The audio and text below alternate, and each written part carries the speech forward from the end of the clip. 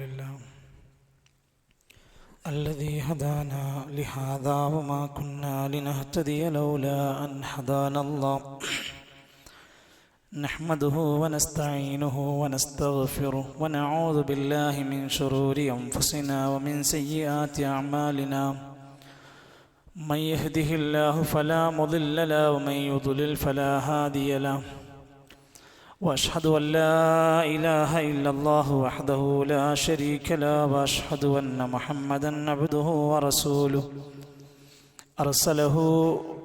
أرسله بالهدى ودين الحق ليظهره على الدين كله ولو كره المشركون اللهم صل على محمد وعلى آل محمد كما صليت على إبراهيم وعلى آل إبراهيم إنك حميد مجيد اللهم بارك على محمد وعلى آل محمد كما باركت على إبراهيم وعلى آل إبراهيم إنك حميد مجيد أما بعد فإن خير الكلام كلام الله وخير الهدي هدي محمد صلى الله عليه وسلم وشر الأمور محدثاتها وكل محدثة بدعة وكل بدعة ضلالة أيها الإخوة والأخوات أوصيكم وإياي أولا بتقوى الله يا أيها الذين آمنوا اتقوا الله حق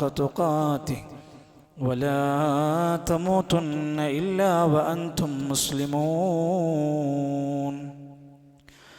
أعوذ بالله من الشيطان الرجيم ما كان إبراهيم يهوديا ولا نصرانيا ولكن كان حنيفا مسلما وما كان من المشركين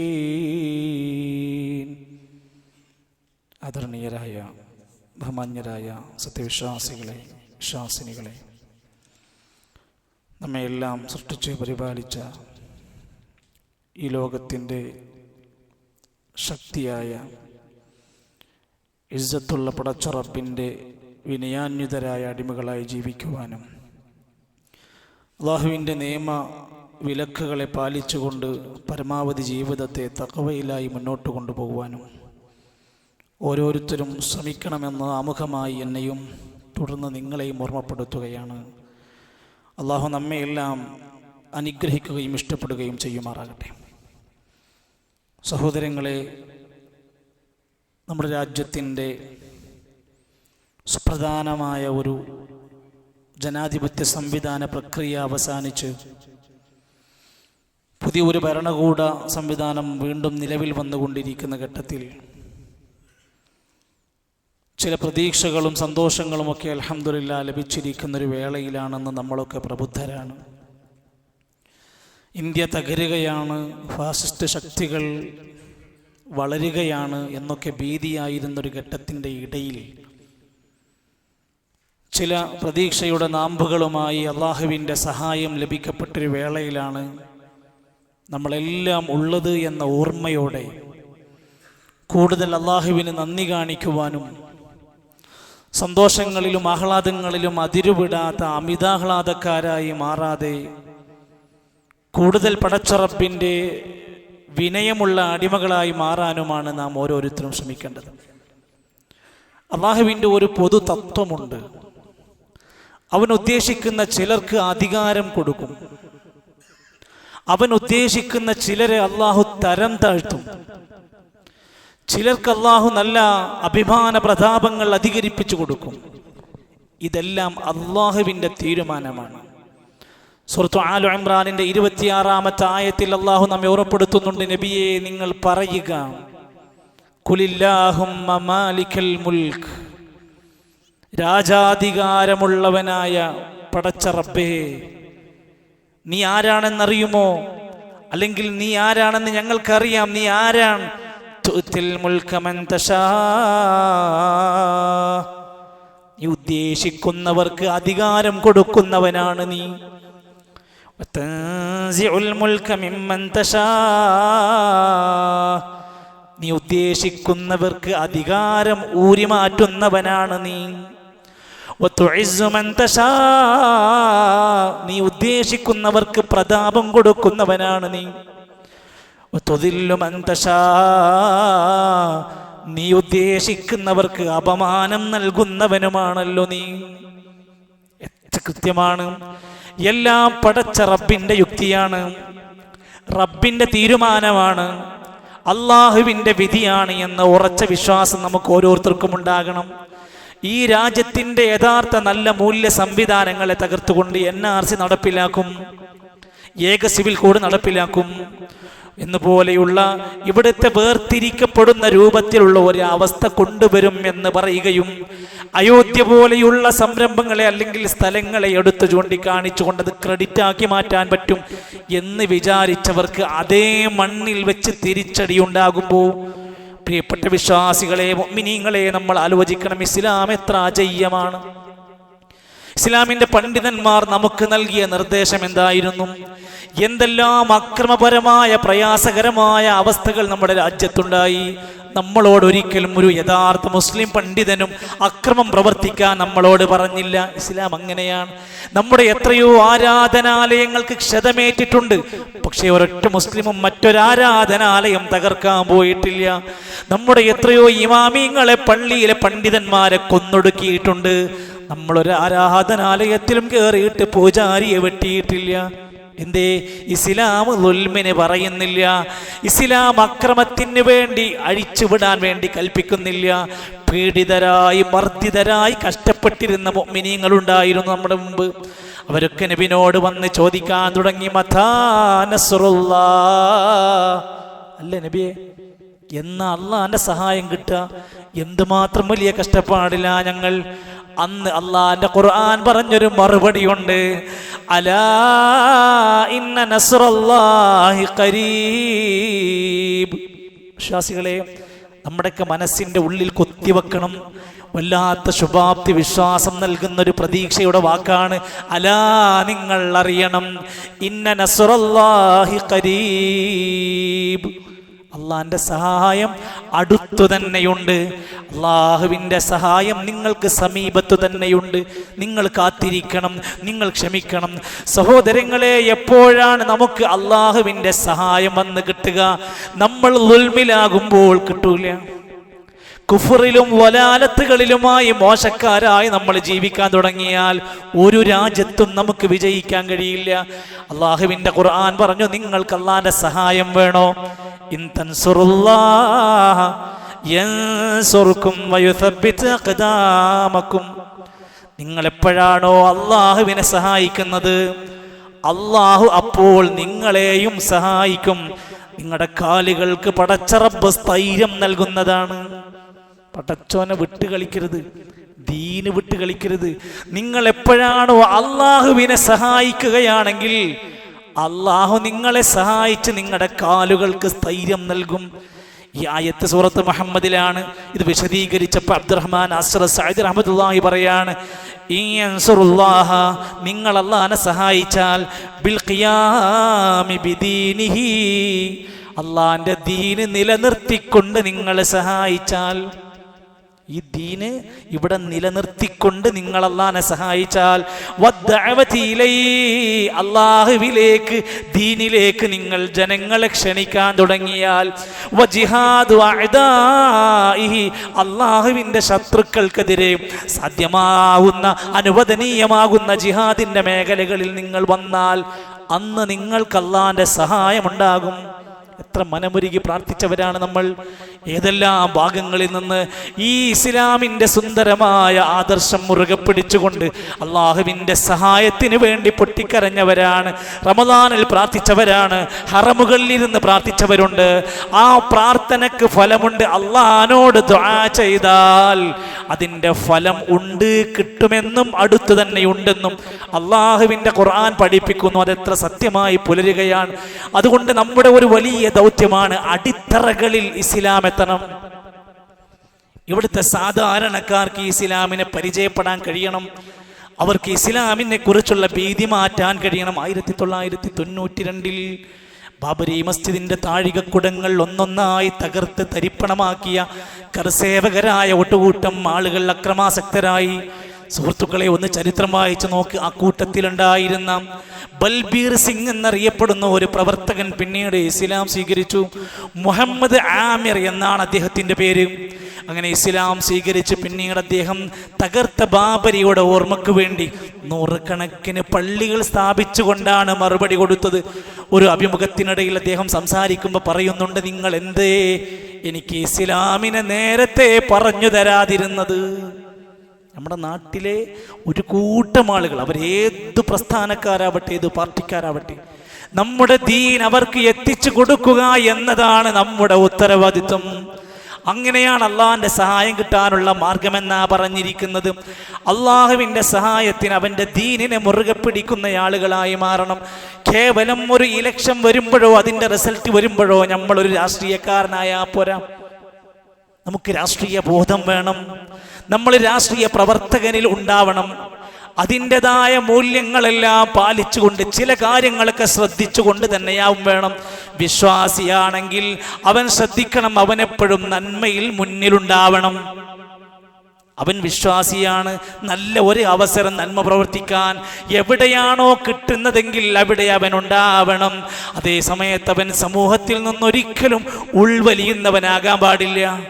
നമ്മളൊന്നുമില്ല, നമ്മൾ പള്ളിയും വീടും ജോലിക്കായിട്ട് ഇങ്ങനെ പോയാൽ മതി, നാട്ടിലെ കാര്യങ്ങളൊന്നും എനിക്കറിയണ്ട എന്ന് പറയുന്ന ഉൾവലിയുന്നവനായി മാറാൻ പാടില്ല. നമ്മുടെ പ്രവാചകന്മാർ എത്ര ഉത്തമ പുരുഷന്മാരായിരുന്നു. അവരെക്കുറിച്ച് നാട്ടുകാർ പറയുമായിരുന്നു, നിങ്ങൾ എന്ത് നബിയാണ്, എന്താ കുഴപ്പം? വഖാലൂ മാലി ഹാദർ റസൂൽ, നിങ്ങൾ എന്ത് റസൂലാണ്, നിങ്ങൾ ഇങ്ങനെ ഭക്ഷണം കഴിക്കുന്നുണ്ടല്ലോ, വയംശീ ഫിൽ അസ്വാഖ്, നിങ്ങൾ മറ്റുള്ളവരെ പോലെ അങ്ങാടിയിലൊക്കെ ഇറങ്ങി നടക്കുന്നുണ്ടല്ലോ. അത് നബിമാർക്കുള്ളൊരു ഗുണമായിരുന്നു. പക്ഷെ അവരെന്ത് പറഞ്ഞു?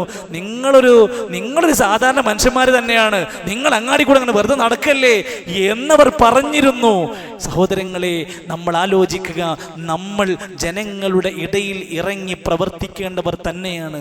ജനങ്ങളുടെ ജനകീയമായ പ്രശ്നത്തിൽ ഇടപെടുമ്പോഴും അങ്ങേയറ്റത്തെ ക്ഷമ പാലിക്കാൻ നമുക്ക് കഴിയണം. നല്ല പ്രയാസം ഉണ്ടാക്കും, ഒരുപാട് വിമർശനങ്ങൾ ഉണ്ടാകും, ഒരുപാട് ചോദ്യം ചെയ്യലുകൾ ഉണ്ടാകും. റസൂൽ സല്ലല്ലാഹു അലൈഹി വസല്ലം പറയാണ്, അൽ മുഅ്മിനു, ഒരു സത്യവിശ്വാസി, അല്ലദീ യുഖാലിതുൻ നാസ്, ജനങ്ങളുമായി ഇടപഴകിക്കൊണ്ട് അവരുടെ കാര്യത്തിൽ ഇടപെട്ട് പ്രവർത്തിക്കുന്നവനാണെങ്കിൽ, വയസ്ബിറു അലാ ദാഹും, അവരിൽ നിന്നുണ്ടാകുന്ന പ്രയാസം ക്ഷമിക്കുന്നവനുമാവുകയാണെങ്കിൽ, പ്രയാസങ്ങൾ അതിൻ്റെ കൂടെ ചേർത്താൽ പറഞ്ഞു, നീ ജനങ്ങളോട് കൂടിച്ചേർന്ന് ഇടകലർന്ന് പ്രവർത്തിക്കാൻ തുടങ്ങിയാൽ, എന്നിട്ട് അവിടെയുണ്ടാകുന്ന പ്രയാസങ്ങളിൽ നീ ക്ഷമിക്കുകയാണെങ്കിൽ, ഖൈറും മിനല്ലദീ ലാ യുഖാലിതുൻ നാസ്, ഖൈറും മനില്ലദീ ലാ യുഖാലിതുൻ നാസ്, ഒരുത്തനേക്കാൾ ആ വിശ്വാസി നല്ലവനാണ്. ആരാണവൻ? അവൻ ജനങ്ങളുടെ ഒരു കാര്യത്തിലും ഇറങ്ങൂല. അതൊന്നും എൻ്റെ പണിയല്ല. അതിനൊക്കെ ഇവിടെ ചില ആൾക്കാരൊക്കെ ഉണ്ട്, ഷർട്ട് മാറ്റി കുപ്പായം മാറ്റി നടക്കുന്ന ആൾക്കാരൊക്കെ ഉണ്ട്. അതൊന്നും എൻ്റെ പണിയല്ല എന്നാരെങ്കിലും വിചാരിക്കുന്നുവെങ്കിൽ അവനേക്കാൾ നല്ലത് മനില്ലദീ ലാ യുഖാലിതുൻ നാസ് വലാ യസ്ബിറു അലാ ദാഹും, അവിടെ ഉണ്ടാവുന്ന പ്രയാസങ്ങൾ ക്ഷമിക്കാത്തവനും ജനങ്ങളുടെ ഇടയിൽ ഇറങ്ങി പ്രവർത്തിക്കാത്തവനേക്കാൾ നല്ലവൻ ജനങ്ങൾക്കിടയിൽ ചെയ്യാൻ പറ്റാവുന്ന നല്ല കാര്യങ്ങൾ ചെയ്യുന്നവനും അവിടെ ഉണ്ടാവുന്ന ബുദ്ധിമുട്ടുകൾ ക്ഷമിക്കുന്നവനാണ്. പക്ഷേ സുഹൃത്തുക്കളെ, ശ്രദ്ധിക്കണം, പലതരം ജീർണതകൾ രാഷ്ട്രീയത്തിലുണ്ട്.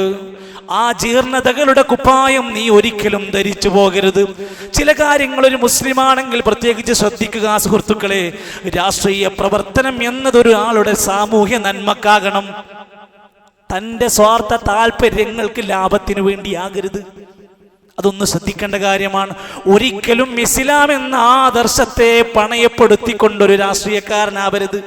നിസ്കാരമില്ല, ദീനില്ല, ജമാഅത്ത് നമസ്കാരമില്ല, ഇസ്ലാമിക കുടുംബാന്തരീക്ഷം, ഇതൊക്കെ ഒഴിവാക്കിയിട്ട് നമ്മളൊരു രാഷ്ട്രീയ കുപ്പായം അണിയണം എന്നല്ല അതുകൊണ്ട് ഉദ്ദേശിക്കുന്നത്.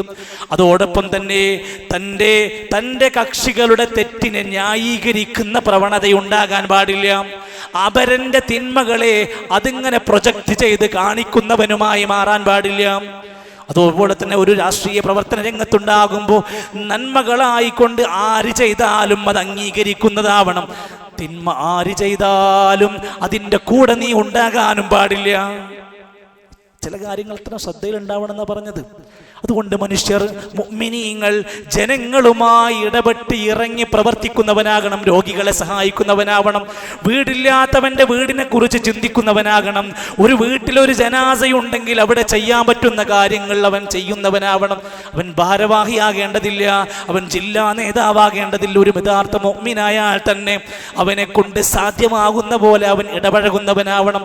സഹോദരങ്ങളെ, ഹജ്ജിന്റെ പ്രവർത്തനങ്ങൾ ആരംഭിക്കാൻ പോവുകയാണ് ഇൻഷാ അല്ലാഹ്. ബലിപെരുന്നാളിനോട് അടുത്തേക്ക് നമ്മൾ വരാനിരിക്കുകയാണ്. ഇടയ്ക്കിടയ്ക്ക് നമ്മൾ ഈ ചരിത്രം ഓർമ്മപ്പെടുത്തുന്ന ബലിപെരുന്നാളിൻ്റെ ഹജ്ജിൻ്റെ സന്ദേശം പറയുന്ന കൂട്ടത്തിൽ ഇബ്രാഹിം നബി അലൈഹിസ്സലാമിൻ്റെ പേര് പറയാറുണ്ട്. ഇബ്രാഹിം നബി അലൈഹിസ്സലാമിൻ്റെ ചരിത്രം വായിച്ചു നോക്ക്. നമ്മൾ ഈ പറഞ്ഞതുമായി എന്താ ബന്ധം? ജനങ്ങളിൽ ഭയങ്കരമായ ലലാലത്ത് നടക്കുമ്പോൾ അവരിലേക്ക് ഇറങ്ങിച്ചെന്ന് ആ ജനങ്ങളോട് സംവദിച്ച്, രാജാവിനോട് സംവദിച്ച്, ബാപ്പയോട് സംവദിച്ച്, ഇസ്ലാമിനെ പരിചയപ്പെടുത്തി പറഞ്ഞുകൊടുത്ത് സത്യത്തിലേക്ക് ക്ഷണിക്കുക എന്ന യഥാർത്ഥ തൗഹീദിന്റെ മില്ലത്തിലേക്ക് ആ ജനങ്ങളെ ക്ഷണിച്ച ഒരു ദാഇയാണ് ഇബ്രാഹിം നബി അലൈഹിസ്സലാം. എന്തുകൊണ്ട് നമുക്കിതിൽ നിന്ന് പഠിക്കാനുണ്ട്. മഹാനായ ഖലീലുല്ലാഹി ഇബ്രാഹിം നബി അലൈഹിസ്സലാത്തു വസ്സലാമിനെ പറയാത്ത, ഓർക്കാത്ത ഒരു നമസ്കാരം ഇവിടെ കടന്നു പോകുന്നുണ്ടോ? സ്വലാത്ത് ചൊല്ലുന്നവരെ, ഇബ്രാഹിമി സ്വലാത്താണല്ലോ നമുക്കുള്ളത്. നമ്മളത് എത്രമാത്രം മഹത്തരമായി കാണുന്ന ആ പേരിങ്ങനെ ഉയർന്നുകൊണ്ടിരിക്കുകയാണ്. അല്ലാഹുവിൻ്റെ റസൂൽ സല്ലല്ലാഹു അലൈഹി വസല്ലമ തങ്ങൾ വിശുദ്ധ ഖുർആനിലൂടെ നമ്മളെ പഠിപ്പിച്ചു തരികയാണ്. അദ്ദേഹത്തിൻ്റെ ഖൗമിന് ഇടയിലേക്ക് ഇബ്രാഹിം നബി അലൈഹിസ്സലാം എന്ന ആദർശധീരനായ, പോരാളിയായ, ഒറ്റയാനായി സമൂഹത്തിൽ ഇറങ്ങുകയാണ്. നമുക്കിവിടെ സംരംഭങ്ങളുണ്ട്, നമുക്കിവിടെ കൂട്ടായ്മകളുണ്ട്, നമുക്കിവിടെ നിയമങ്ങളുണ്ട്. ഇതൊന്നുമില്ലാത്തൊരു ഘട്ടത്തിൽ ജനങ്ങളിലുള്ള വലാലത്തും പിഴവും നടന്നുകൊണ്ടിരിക്കുമ്പോൾ ആ ഖൗമിൻ്റെ ഇടയിലേക്ക് ഇറങ്ങിച്ചെന്നിട്ട് അവർ ചെയ്യുന്നതെല്ലാം അതുപടി അനുകരിക്കുകയല്ല, അവരിലുള്ള എല്ലാ വലാലത്തുകളും ഏറ്റെടുക്കുകയല്ല, അവരോട് തിരിച്ചു ചോദിക്കുകയാണ്. ഇത് ഖാലൂ ലിഖൗമിഹിം, ഇബ്രാഹിം നബിയും അദ്ദേഹത്തിൻ്റെ കൂടെയുള്ളവരും മാതൃകയാണ്. അവർ തൻ്റെ ജനങ്ങളോട് ചോദിക്കുന്നുണ്ട്, ഇന്നാ ബുറാഉം മിൻകും, നിങ്ങളിൽ നിന്ന് ഞങ്ങൾ സുരക്ഷിതരാണ്, നിരപരാധികളാണ്, നിങ്ങൾ ചെയ്യുന്ന കാര്യത്തിന് ഞങ്ങൾ സപ്പോർട്ടല്ല. അതാ ഞാൻ നേരത്തെ പറഞ്ഞത്, തിന്മ ആര് ചെയ്യുന്നുവെങ്കിലും തിന്മയാണ്, ഞങ്ങൾ അതിനില്ല. നാട്ടിൽ മഹാഭൂരിഭാഗം ആളുകൾ വിഗ്രഹാരാധനയിൽ മുങ്ങി കുളിച്ച് കിടക്കുമ്പോഴാ പറയുന്നത്, നിങ്ങൾ ഈ ചെയ്യുന്ന കാര്യത്തിന് ഞങ്ങളാരും കൂട്ടില്ല.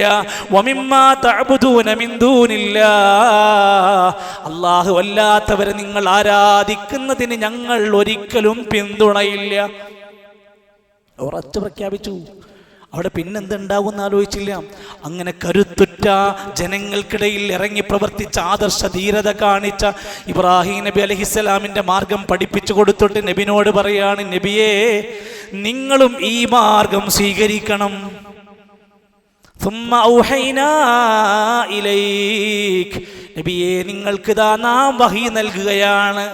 അനിത്തബിഅ മില്ലത ഇബ്രാഹിം ഹനീഫാ, നേരായ ചൊവ്വായ വക്രതയില്ലാത്ത ശുദ്ധമായ ഇബ്രാഹിം നബി അലൈഹിസ്സലാമിൻ്റെ ഋജുമനസ്കതയുള്ള ആ മാർഗം നബിയെ നിങ്ങൾ പിൻപറ്റണം. ഉലമാക്കന്മാർ പറയണം, ഏതാണ് ആ മാർഗം? ഹിയ തൗഹീദുല്ലാഹി ഫീ ഇബാദതിഹി, അല്ലാഹുവിനെ മാത്രമേ ആരാധിക്കുകയുള്ളൂ എന്നതാണ് ആ മാർഗം. ഏറ്റവും നിഷ്കളങ്കമായി അള്ളാഹ്ക്ക് മാത്രമാണ് ഈ ആരാധനകളെല്ലാം കൊടുക്കുക എന്നതാണ് ആ മാർഗം. അള്ളാഹുവല്ലാത്ത എന്ത് വലിയ മഹത്തരമെന്ന് പറയുന്ന ആരാധ്യ വസ്തുക്കളെ തന്നാലും അതിനെ ഒഴിവാക്കുക എന്നതാണ് ആ മാർഗം. അള്ളാഹു അല്ലാത്തവരോട് പ്രാർത്ഥിക്കാത്തതാണ് ആ മാർഗം. അല്ലാഹു അല്ലാത്തവരിലേക്ക് അഭയം പ്രാപിക്കാതിരിക്കലാണ് ആ മാർഗം. മക്കളില്ലാതെ വിഷമിച്ചു, അല്ലാഹു വല്ലാത്തൊരു കേന്ദ്രത്തെ സമീപിച്ചിട്ടില്ല. നാട്ടിൽ നിന്ന് പല ബഹിഷ്കരണങ്ങളുണ്ടായി, ഒരിക്കലും ഇസ്ലാമിനെതിരായ ഒരു മാർഗത്തിലേക്ക് കടന്നുപോയിട്ടില്ല. ആ മില്ലത്ത്, ആ മാർഗമാണ് സകല അമ്പിയാക്കന്മാർക്കുമുള്ള യഥാർത്ഥ മാർഗം. അത് തന്നെയാണ് നബി സല്ലല്ലാഹു അലൈഹി വസല്ലം പറയുകയാണ്, അൽ-അംബിയാഉ ഇഖ്വത്തുൻ ലിഅല്ലാത്തിൻ, അമ്പിയാക്കന്മാരൊക്കെ സഹോദരന്മാരാണ്. ഉമ്മഹാതുഹും ശത്താ, ഉമ്മമാര് വ്യത്യാസം ഉണ്ടാകും. വദീനുഹും വാഹിദുൻ, എല്ലാവർക്കും ഒറ്റ ദീനാണ്, എല്ലാവരും ഒരേ മാർഗത്തിലാണ്. ഓരോ നബിയും അല്ലാഹുവല്ലാത്തവരെ ആരാധിക്കാൻ പറഞ്ഞില്ല. ഒരു പ്രവാചകനും അല്ലാഹുവല്ലാത്തവരോട് ജീവിതത്തിൽ പ്രാർത്ഥിച്ച് മാതൃക കാണിച്ചു തന്നിട്ടില്ല. ഒരേ മില്ലത്തിലാണ് അവർ പോയത്. അത് കണ്ടുകൊണ്ടാണ്, ആ ആദരണീയമായ ജീവിതം കണ്ടിട്ടാണ് ഇബ്രാഹിം നബി അലൈഹിസ്സലാമിനെ പറ്റി ഖുറൈശികൾ പറയാറുണ്ട്, ഇബ്രാഹിം നബി ഞങ്ങളാളാണ്. മുശ്രിക്കീങ്ങളായ ഖുറൈശികൾ പറയാണ് ഇബ്രാഹിം നബി ഞങ്ങളാളാണ്.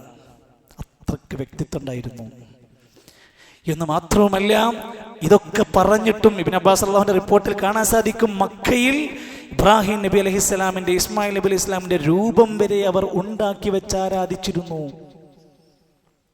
നജറാനിൽ നിന്ന് ഒരു കൂട്ടം നസ്രാനികൾ കടന്നു വന്നു, ക്രിസ്തീയ പണ്ഡിതന്മാർ. അവർ പറഞ്ഞു, നബി തങ്ങളുടെ അടുത്ത് വന്ന്, നിങ്ങൾ പറയുന്ന ഇബ്രാഹിം എന്ന പ്രവാചകൻ ഞങ്ങളുടെ ആളാണ്, നസ്രാനിയാണ്. യഹൂദികളായ അഹ്ബാറുകൾ, പുരോഹിതന്മാര് വന്നിട്ട് പറഞ്ഞു, ഇബ്രാഹിം എന്ന് പറയുന്ന നിങ്ങളുടെ പ്രവാചകൻ യഹൂദിയാണ്. അള്ളാന്റെ ഖുർആനിൽ ആയത്തിറങ്ങി, അത് പറയരുത്. മാ കാന ഇബ്രാഹീമു യഹൂദിയാ, ഇബ്രാഹിം നബി അലൈഹിസ്സലാം യഹൂദിയല്ല, വലാ നസ്രാനിയല്ല, വലാകിൻ കാന ഹനീഫൻ മുസ്ലിമാ, അല്ലാഹുവിനെ സമ്പൂർണമായി കീഴ്പ്പെട്ട് ജീവിച്ച നല്ലൊരു മുസ്ലിമാണ്. വമാ കാന മിനൽ മുശ്രിക്കീൻ, ഖുറൈശികൾ പറയുന്ന പോലെ അദ്ദേഹം മുശ്രിക്കീങ്ങളിൽ പെട്ടവനല്ല. ഒറ്റ ആയത്ത് മതി ഇബ്രാഹിം നബി അലൈഹിസ്സലാമിന്റെ മഹത്വം ഉറപ്പെടുത്തുകയാണ്. മഹാനായ ഇക്രിമ റഹ്മഹുല്ലാഹ് അദ്ദേഹത്തിന്റെ ചരിത്ര ഗ്രന്ഥത്തിൽ എഴുതി വെക്കുകയാണ്, ഇബ്രാഹിം നബിക്ക് ഒരുപാട് പ്രത്യേകത ഉണ്ട്. ഇന്നഹു മുക്രിമൽ ളൈഫാൻ, ചില പ്രത്യേക സാഹചര്യത്തിൽ അപൂർവമായി 2 വിരുന്നുകാർ വീട്ടിലേക്ക് വന്നപ്പോൾ അളവറ്റ അങ്ങേയറ്റത്തെ ആതിഥ്യമര്യാദ കാത്തു സൂക്ഷിച്ച പ്രവാചകനാണ് ഇബ്രാഹിം നബി അലൈഹിസ്സലാം. മലക്കുകൾ വീട്ടിലേക്ക് വന്നപ്പോൾ മലക്കുകളാണെന്നറിയാതെ മൃഗത്തെ അറുത്ത് മാംസം റെഡിയാക്കി ഭക്ഷണം കഴിക്കാൻ കൊണ്ടുവന്നു കൊടുത്ത ആതിഥ്യമര്യാദ പാലിച്ച പ്രവാചകനാണ്. ഇന്നഹു ഖലീലുർ റഹ്മാനി, അല്ലാഹുവിന്റെ റഹ്മാന്റെ ഖലീലാണ്. ഇന്നഹു ദാഇ ഇലല്ലാഹ് കുല്ല ഹയാതിഹി ബികുല്ലി വസീലത്തിൻ, എല്ലാ മാർഗവും ഉപയോഗപ്പെടുത്തിയിട്ട് പല വഴികളിലൂടെ അല്ലാഹുവിലേക്ക് ക്ഷണിച്ച പ്രവാചകനാണ്. നമ്രൂദിനോടും ബാപ്പയോടും ഖൗമിനോടും പറഞ്ഞിട്ടുണ്ട്, ഇന്നഹുല്ലദീ ഹജറ അദാ അല്ലാഹി ഫീ ദാത്തില്ലാ, അല്ലാഹുവിന്റെ മാർഗത്തിൽ ശത്രുക്കൾക്കെതിരായി ഹിജറ പുറപ്പെട്ട പ്രവാചകനാണ് ഖലീലുല്ലാഹി ഇബ്രാഹിം നബി അലൈഹിസ്സലാം. അതുകൊണ്ട് ഈ പ്രവാചകന്റെ ജീവിത മാതൃക നമുക്ക് ഓരോരുത്തർക്കുമുണ്ട്, പഠിക്കാനുണ്ട്, പകർത്താനുണ്ട്. എല്ലാ ദിവസവും പ്രഭാതത്തിൽ നമ്മൾ പറയുന്നുണ്ട് ഈ കാര്യം, ഞാൻ ഇബ്രാഹിം നബി അലൈഹിസ്സലാമിന്റെ മില്ലത്തിലാണ്.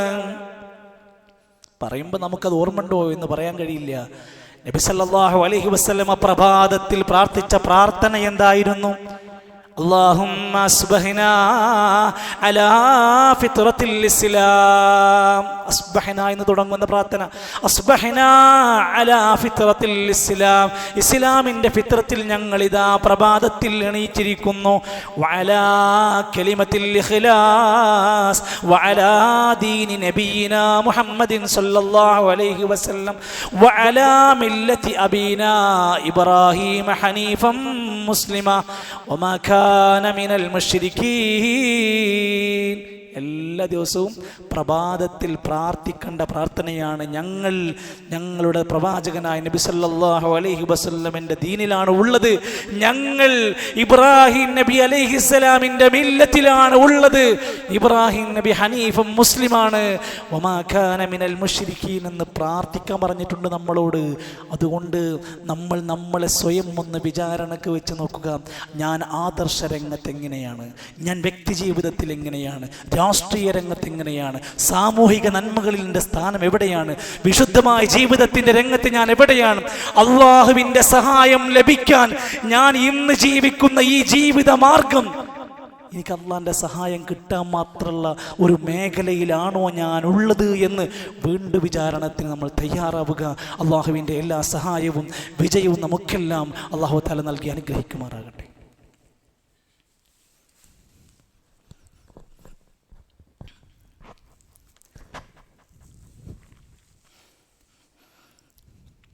അൽഹംദുലില്ലാഹി റബ്ബിൽ ആലമീൻ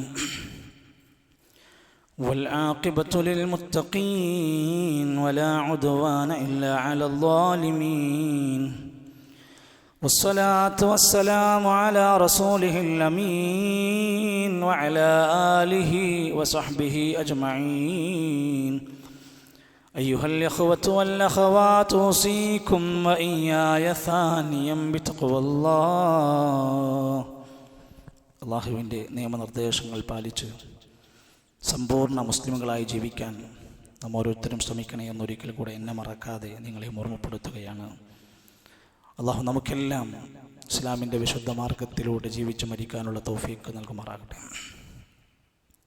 പവിത്രമായ 4 മാസങ്ങൾ, അതിലൊന്ന് കഴിയാനിരിക്കുകയാണ് ദുൽഖഅദ, അടുത്തത് ദുൽഹിജ്ജയാണ്. ദുൽഹിജ്ജ മാസം ഹജ്ജിൻ്റെ മാസം എന്ന് അറിയപ്പെടുന്നുവെങ്കിലും പവിത്രമായ മാസങ്ങളുടെ കൂട്ടത്തിലുണ്ട് ഒട്ടനേകം നന്മകൾക്ക് സാക്ഷ്യം വഹിക്കുന്ന ദിനങ്ങൾ ഈ ദുൽഹിജ്ജയിലുണ്ട്.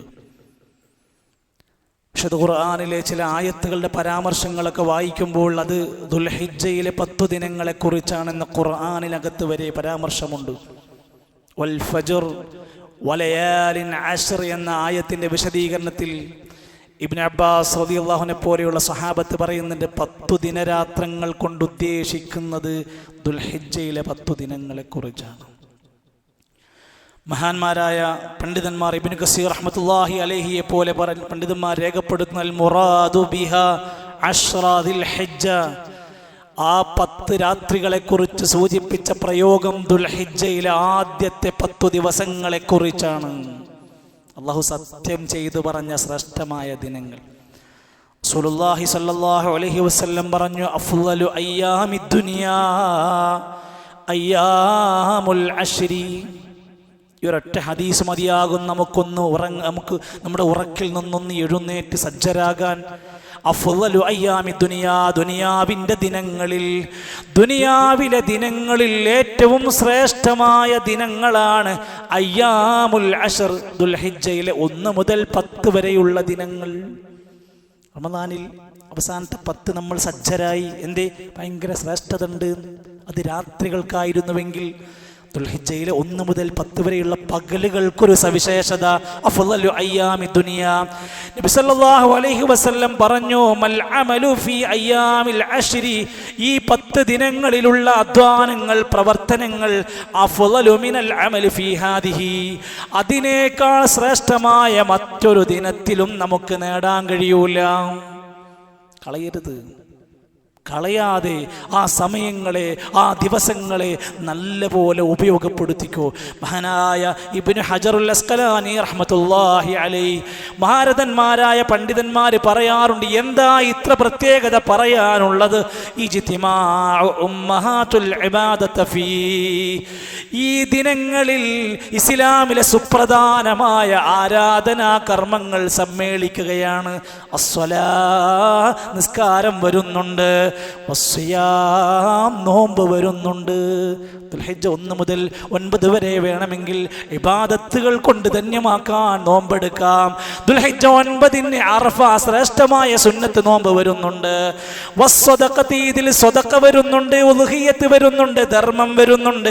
വൽ ഹജ്ജ, ഈ 10 ദിനങ്ങളിൽ ഹജ്ജ് കടന്നു വരുന്നുണ്ട്. വലാ ഫീ ഗൈരി, ഇത് മറ്റൊരു ദിവസത്തിലും മറ്റൊരു മാസത്തിലും വരാത്തതാണ്. അത്രക്ക് ശ്രേഷ്ഠത കൊടുത്ത ഈ ദിനങ്ങളിൽ നമ്മൾ എന്താ ചെയ്യേണ്ടത്? ഇബാദത്തുകളായ സൽക്കർമ്മങ്ങളായ എല്ലാ കാര്യങ്ങളും നമുക്ക് അധികരിപ്പിക്കാം. നോമ്പ് അധികരിപ്പിക്കാം, ദിക്റുകൾ അധികരിപ്പിക്കാം, സ്വദഖാത്തുകൾ അധികരിപ്പിക്കാം. ഉളുഹിയ്യത്തിലേക്ക് ഇനിയും പങ്കെടുക്കാത്തവരുണ്ടെങ്കിൽ സമയം അതിക്രമിച്ചു പോയിക്കൊണ്ടിരിക്കുകയാണ്. ഇനിയും അമാന്തം കാണിക്കാതെ വളരെ പെട്ടെന്ന് നിയ്യത്ത് വെച്ചുകൊണ്ട് ഉളുഹിയ്യത്തിന് പേര് കൊടുത്ത് അതിന് സംഖ്യ കൊടുത്ത് ഒരുങ്ങി ആ രംഗത്ത് വീണ്ടും ഒന്ന് സജ്ജമാകണമെന്ന് ഓർമ്മപ്പെടുത്തുകയാണ്.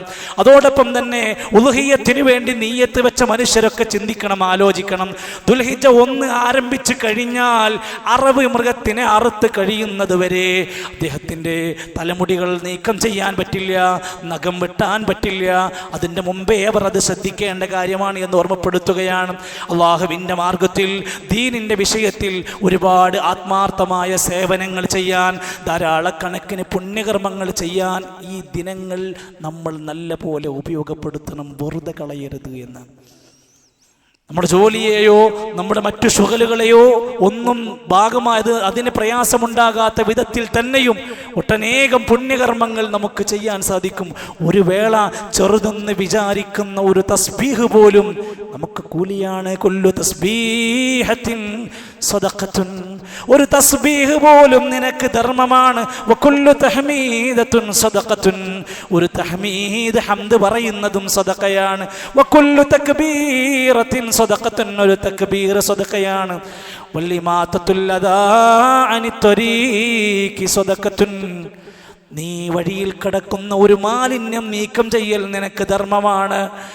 അൽ അംറു ബിൽ മഅറൂഫി സദഖത്തുൻ, ഒരു നല്ല കാര്യം ഒരാൾക്ക് പറഞ്ഞു കൊടുത്താൽ ധർമ്മമാണ്. വന്നഹ്യു അനിൽ മുൻകരി സദഖത്തുൻ, ഒരു തെറ്റ് കാണുമ്പോൾ അതിനെ തടുക്കുന്നത് നിനക്ക് സദഖയാണ്. ഒട്ടനേകം മേഖലയുണ്ട്.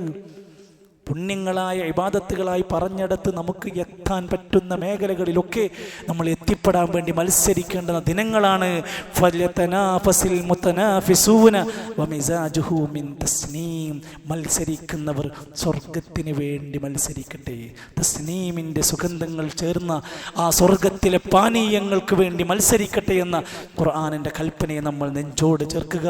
അല്ലാഹു സുബ്ഹാനഹു വ തആല ഏറ്റവും പുണ്യമാക്കപ്പെട്ട ശറഫാക്കപ്പെട്ട ഈ ദിനങ്ങൾ വലിയ സുഹൃതങ്ങളിലൂടെ ധാരാളം പുണ്യങ്ങൾ നേടാൻ, അള്ളാഹുവിൻ്റെ മാർഗത്തിൽ സജ്ജരാകാൻ പടച്ച റബ്ബ് നമുക്കെല്ലാം ആഫിയത്തുള്ള ദീർഘായുസ് പ്രദാനം ചെയ്യുമാറാകട്ടെ. നമ്മുടെ പ്രിയങ്കരനായ സഹോദരൻ ഷർഫുദ്ദീൻ സാഹിബ് പാളയത്ത് താമസിക്കുന്ന അദ്ദേഹത്തിൻ്റെ പിതാവ് KP മുഹമ്മദ് ഹാജി കഴിഞ്ഞ ഏതാനും ദിവസങ്ങൾക്ക് മുമ്പ് മരണപ്പെട്ടിട്ടുണ്ട്. അള്ളാഹു അദ്ദേഹത്തിന് മഗ്ഫിറത്തും മർഹമത്തും നൽകുമാറാകട്ടെ. കുടുംബത്തിന് ആശ്വാസവും ഈമാനും പ്രതിഫലവും അള്ളാഹു നൽകുമാറാകട്ടെ. വളരെ ദുആ കൊണ്ട് വസിയത്ത് ചെയ്ത മറ്റൊരു സഹോദരൻ, നമ്മുടെയൊക്കെ പ്രഭാഷണങ്ങളും ക്ലാസ്സുകളുമൊക്കെ സാഗൂതം ശ്രദ്ധിക്കാറുള്ള ഒരു മിടുക്കനായ 9 വയസ്സുള്ള ഒരു ആൺകുട്ടിയുണ്ട്. തിരൂര് പ്രദേശത്താണ് അദ്ദേഹം താമസിക്കുന്നത്. ഇന്ന് വരെ ജനിച്ച് 2 കാലിൽ എഴുന്നേറ്റ് നടക്കാൻ കഴിഞ്ഞിട്ടില്ല. ഒരു വലിയ പരീക്ഷണത്തിൽ തളർന്നിരിക്കുകയാണ് ആ കുടുംബം. ഒരുപാട് ചികിത്സകളെല്ലാം നടത്തി ഇന്ന് ഈ സമയത്ത് മുംബൈയിലെ ഒരു ആശുപത്രിയിൽ ആ കുട്ടിയുടെ കാലിന് വേണ്ടിയുള്ള സർജറി നടന്നുകൊണ്ടിരിക്കുകയാണ്. എല്ലാ സഹോദരങ്ങളും ഇന്ന് പ്രത്യേകിച്ച് വെള്ളിയാഴ്ചയുടെ ദിനത്തിൽ അവർക്ക് വേണ്ടി പ്രത്യേകം ദുആ ചെയ്യണം. അല്ലാഹു സുബ്ഹാനഹു വ തആല കുഞ്ഞിന് ആഫിയത്തുള്ള നല്ല ശക്തമായ 2 കാലുകൾക്ക് ഊർജ്ജം അല്ലാഹു പ്രദാനം ചെയ്യുമാറാകട്ടെ. എഴുന്നേറ്റ് നടക്കാൻ, മാതാപിതാക്കൾക്ക് സന്തോഷം പകരാൻ അല്ലാഹുവേ നീ അവരെ സഹായിക്കണമേ റഹ്മാനെ. അല്ലാഹുവേ മരണപ്പെട്ടു പോയ ഞങ്ങളുടെ കുടുംബക്കാർ, ബന്ധുക്കൾ, സഹോദരങ്ങൾ, ആദർശ സുഹൃത്തുക്കൾ, പണ്ഡിതന്മാർ എല്ലാവർക്കും മഗ്ഫിറത്തും റഹ്മത്തും നൽകണമേ. രോഗികളായി പ്രയാസപ്പെടുന്നവർക്കെല്ലാം അല്ലാഹുവേ ആശ്വാസവും ശിഫയും നീ പ്രദാനം ചെയ്യണമേ. അല്ലാഹുവേ ഞങ്ങൾ നന്മകൾക്ക് വേണ്ടി മത്സരിക്കാൻ നിൽക്കുമ്പോൾ പടച്ച റബ്ബേ ഇഖ്ലാസോടെ അവയെല്ലാം ചെയ്യാൻ നീ ഞങ്ങളെ സഹായിക്കണമേ. ഞങ്ങളുടെ മക്കളിലൂടെ ഇണകളിലൂടെ കൺകുളിമയും സമാധാനവും നൽകണമേ. ഞങ്ങളുടെ രാജ്യത്ത് വീണ്ടും പുതിയ പുതിയ തരംഗങ്ങളായി നല്ല നിർഭയത്വത്തിൻ്റെ നാളുകളായി പടച്ച റബ്ബേ ഞങ്ങൾക്ക് ശാന്തി സമാധാനം ഇറക്കി തരണമേ റഹ്മാനെ. അല്ലാഹുവേ സത്യദീനിന് വേണ്ടി അധ്വാനിക്കാൻ, നിന്നെ പരിചയപ്പെടുത്താൻ, ഇസ്ലാമിലേക്ക് ജനങ്ങളെ അറിയിച്ച് പരിചയപ്പെടുത്തുന്നവരാകാൻ ഞങ്ങൾക്ക് നീ കരുത്ത് പ്രദാനം ചെയ്യണമേ റഹ്മാനെ. അല്ലാഹുവേ ഹജ്ജിന് വേണ്ടി പുറപ്പെടുന്ന ഒട്ടനേകം നമ്മുടെ സഹോദരങ്ങളുണ്ട്. അവരുടെ യാത്രാ ക്ലേശങ്ങളെല്ലാം ലഘൂകരിച്ച് സുഖകരമായി അവ പൂർത്തീകരിച്ച് തിരിച്ചു വരാൻ പടച്ച റബ്ബേ നീ തൗഫീഖ് നൽകണമേ റഹ്മാനെ. അല്ലാഹുവേ സന്തോഷകരമായ നാളുകൾ ഞങ്ങൾക്ക് നീ നൽകണമേ. ഞങ്ങളുടെ നല്ല മുറാദുകൾ ഹാസിലാക്കി തരണമേ. കച്ചവട രംഗത്ത്, കൃഷിയിൽ, വരുമാനത്തിൽ, ശമ്പളത്തിൽ ഞങ്ങൾക്ക് നീ ബറക്കത്ത് നൽകണമേ. അല്ലാഹുമ്മ ഗ്ഫിർ ലിൽ മുഅ്മിനീന വൽ മുഅ്മിനാത്ത് വൽ മുസ്ലിമീന വൽ മുസ്ലിമാത്ത് അൽഹയാഇ മിൻഹും വൽ അംവാത്ത്. അല്ലാഹുമ്മ അഇസ്സൽ ഇസ്ലാമ വൽ മുസ്ലിമീൻ വഅദില്ല الشرك والمشركين. اللهم اغث بأهل فلسطين. اللهم دمر أعداءك الدين وأعداء من اليهود والنصارى. اللهم ثبت أقدامنا وانصرنا على القوم الكافرين. توفنا مسلمين والحقنا بالصالحين. ربنا تقبل منا إنك أنت السميع العليم وتب علينا إنك أنت التواب الرحيم. وصلى الله على نبينا محمد والحمد لله رب العالمين.